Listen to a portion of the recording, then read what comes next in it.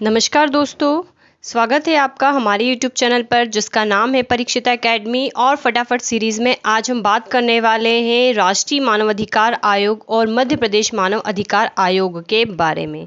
आपको बताना चाहेंगे MPPSC प्री यूनिट 10 में हमें विभिन्न आयोगों के बारे में पढ़ना है। एग्ज़ाम काफ़ी नज़दीक है, इसलिए हम फटाफट सीरीज़ लेके आए हैं जिसमें हम कम समय में आयोग से संबंधित सारे फैक्ट आपको बताने की कोशिश करेंगे।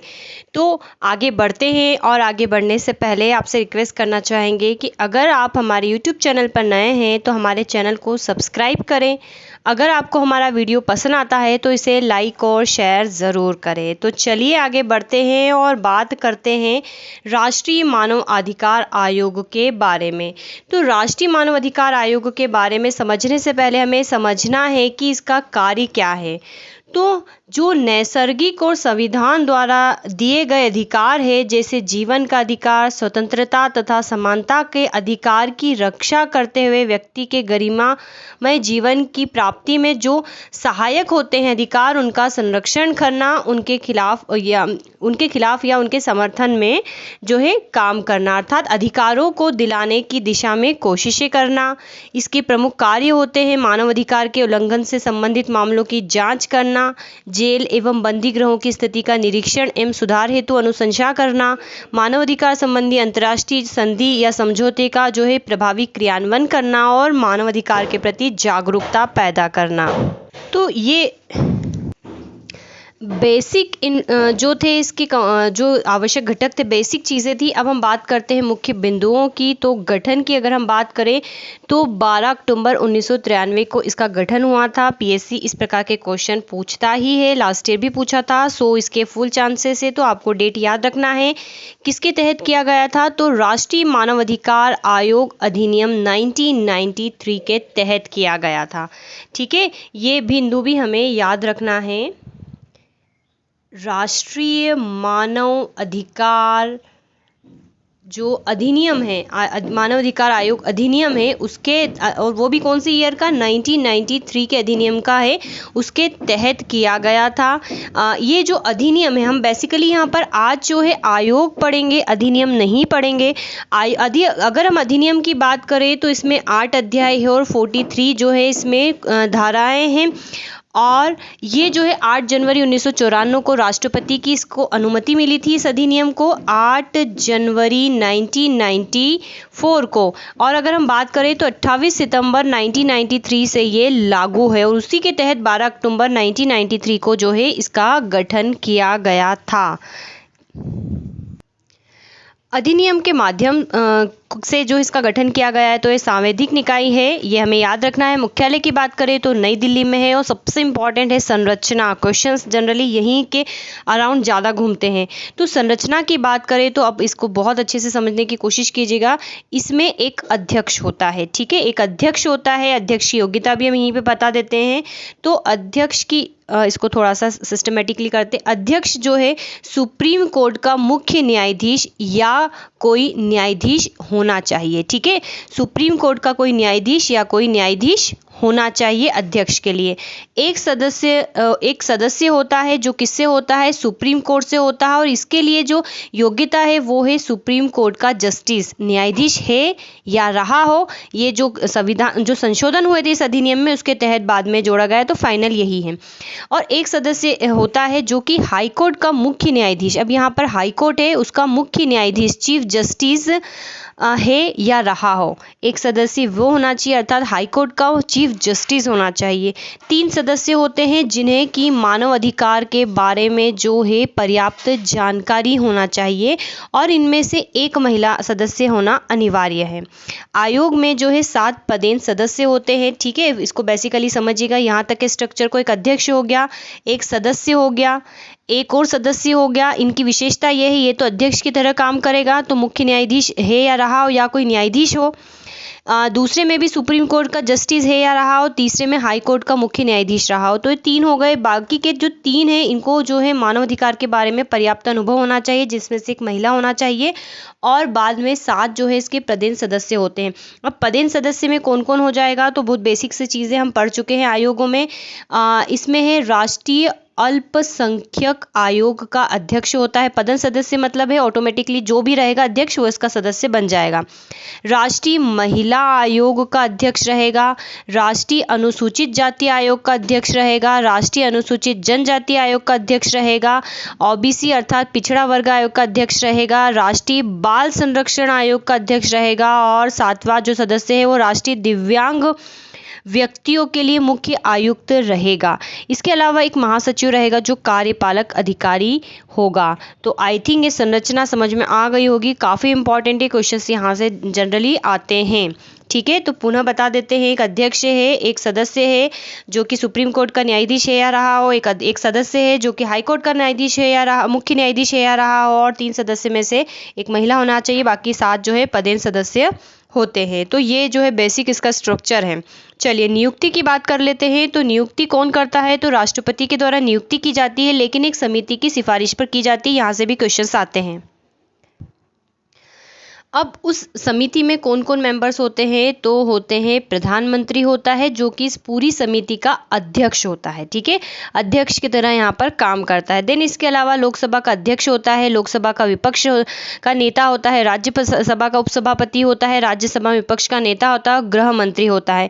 ये जो बाकी के 2 से लेकर 6 तक के ये सभी जो है सदस्य होते हैं, और बाकी अध्यक्ष की भूमिका निभाता है प्रधानमंत्री। तो ये समिति होती है जिसकी भी सिफारिश करती है राष्ट्रपति, उसे जो है नियुक्त करता है।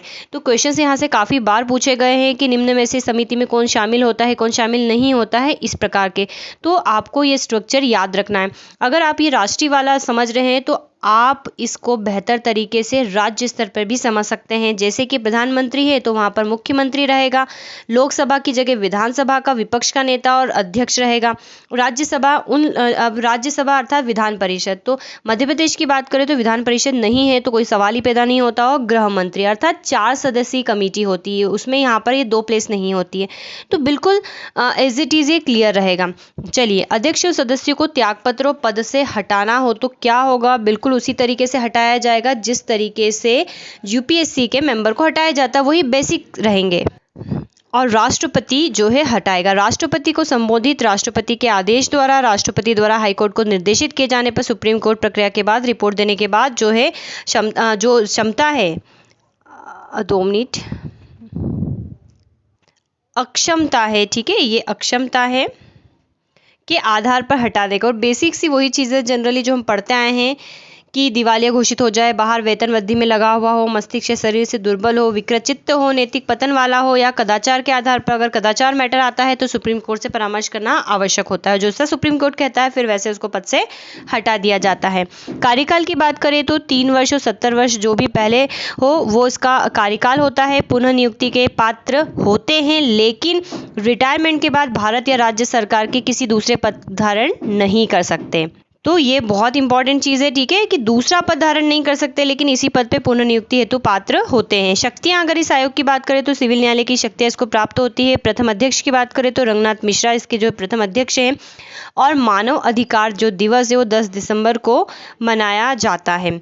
आगे बढ़ते हैं। आयोग के अधिकारी एवं अन्य कर्मचारियों की बात करें तो भारत सरकार के सचिव रैंक का अधिकारी जो है इसका महासचिव होता है। महानिदेशक पुलिस के रैंक के नीचे का ना हो, अन्वेषण अधिकारी होता है वो। वैज्ञानिक एवं तकनीकी स्टाफ होता है। वेतन भत्ते सेवा शर्तें जो है भारत सरकार द्वारा निर्धारित की जाती हैं। कुछ और महत्वपूर्ण बिंदुओं की बात करें तो राष्ट्रीय मानवाधिकार आयोग के द्वारा दी गई अनुशंसा एक सलाहकारी होती है। आयोग ऐसे किसी मामले की जांच नहीं कर सकता जिसे घटित हुए 1 वर्ष से अधिक हो गया है, अर्थात जो 1 ईयर के अंदर कोई मानवाधिकार का उल्लंघन हुआ है उन्हीं की ये जांच कर सकता है। संसद ने मानवाधिकार संरक्षण संशोधन अधिनियम 2006 को पारित किया था। यहाँ पर ये इसलिए जरूरी क्योंकि 2006 में इसमें संशोधन हुआ था और मानवाधिकार संरक्षण संशोधन विधेयक जो है 2018 में पेश किया गया था। राष्ट्रीय मानवाधिकार आयोग अधिनियम की धारा 12 में जो है इसके कार्यों का उल्लेख है। आयोग केंद्र अथवा राज्य सरकार से किसी भी जानकारी अथवा रिपोर्ट की मांग कर सकता है। और बहुत इंपॉर्टेंट फैक्ट है, सोली सोराब जी ने राष्ट्रीय मानवाधिकार आयोग को भारत को चिढ़ाने वाला भ्रम की संज्ञा दी है, भ्रम कहा है। ठीक है, चलिए अब हम आ जाते हैं मध्य प्रदेश मानव अधिकार आयोग पर।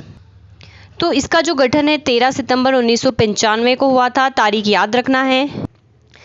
मानव अधिकार संरक्षण अधिनियम 1993 की धारा 21 के तहत, बहुत इंपॉर्टेंट है, वहाँ धारा 3 के तहत किया गया था और यहाँ धारा 21 के तहत जो है मध्य प्रदेश मानव अधिकार आयोग का गठन किया गया है। संरचना की बात करें तो एक अध्यक्ष होता है जो कि हाईकोर्ट के सेवानिवृत्त मुख्य न्यायाधीश हो या फिर न्यायाधीश अन्य न्यायाधीश हो। सदस्य जो है 2 सदस्य होते हैं, इसमें एक न्यायिक सदस्य होता है और एक मुख्य कार्यकारी अधिकारी होता है, अर्थात उसे मानव अधिकार के बारे में पर्याप्त जानकारी होनी चाहिए। नियुक्ति की बात करें तो राज्यपाल द्वारा नियुक्ति समिति की सिफारिश पर की जाती है। हमने बता दिया है कि किस तरीके से उसके समान है। तो 4 सदस्यीय जो है समिति होती है जिसका अध्यक्ष मुख्यमंत्री होता है, एक सदस्य विधानसभा का अध्यक्ष होता है, एक विधानसभा में विपक्ष का नेता होता है और एक सदस्य जो है गृह मंत्री होता है। कार्यकाल की बात करें तो 3 वर्ष या 70 वर्ष जो भी पहले हो। चलिए, त्यागपत्र की बात करें तो राज्यपाल को देते हैं और बहुत इंपॉर्टेंट फैक्ट है, अगर इसे पद से हटाना है तो राष्ट्रपति ही हटा सकता है। अब तक जितने भी आयोग हमने पढ़े हैं, अगर राज्य सरकार के आयोग हम पढ़ रहे हैं तो पद विमुक्ति भी राज्यपाल ही करता है, लेकिन यहाँ पर अगर पद से हटाना तो राष्ट्रपति ही हटा सकता है। कौन से बेसिक पे? वही बेसिक जो राष्ट्रीय मानवाधिकार आयोग में हमने पढ़े हैं। राज्य के अधिकारी अन्य कर्मचारी की बात करें तो नियुक्ति राज्य सरकार द्वारा की जाती है। सचिव जो होता है राज्य सरकार के सचिव रैंक किसी के नीचे का नहीं होना चाहिए। एक अधिकारी अन्वेषण करता होता है। महानिरीक्षक पुलिस के रैंक से नीचे का नहीं होगा और प्रशासनिक तंत्र और वैज्ञानिक स्टाफ जो होता है इसके पास भी होता है। ध्येय वाक्य है मध्य प्रदेश राज्य मानवाधिकार आयोग का, हम सब बराबर, बराबर हमारे अधिकार।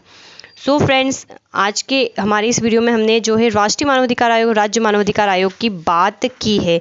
इसके अलावा जो है इंटरनेशनल लेवल पर भी मानवाधिकारों के बारे में काफ़ी कुछ किया जा रहा है। तो आपको बताना चाहेंगे कि यूएन अर्थात संयुक्त राष्ट्र महासभा द्वारा 10 दिसंबर 1948 को पेरिस समझौता में इसे अपनाया गया था और जो है कुछ कन्वेंशंस को लागू किए गए और जो बनाया गया था समझ सकते हैं अधिनियम की तरह, उसमें 30 आर्टिकल है और इसीलिए जो है 10 दिसंबर को मानवाधिकार दिवस मनाते हैं। तो चलिए, इतनी ही बात थी। सो फ्रेंड्स, आई थिंक आपको हमारा ये प्रयास पसंद आ रहा होगा, तो इसलिए आप हमारे चैनल को सब्सक्राइब कर सकते हैं। वीडियो अगर पसंद आता है तो लाइक शेयर कर सकते हैं, कमेंट कर सकते हैं। Thanks for watching and have a nice day.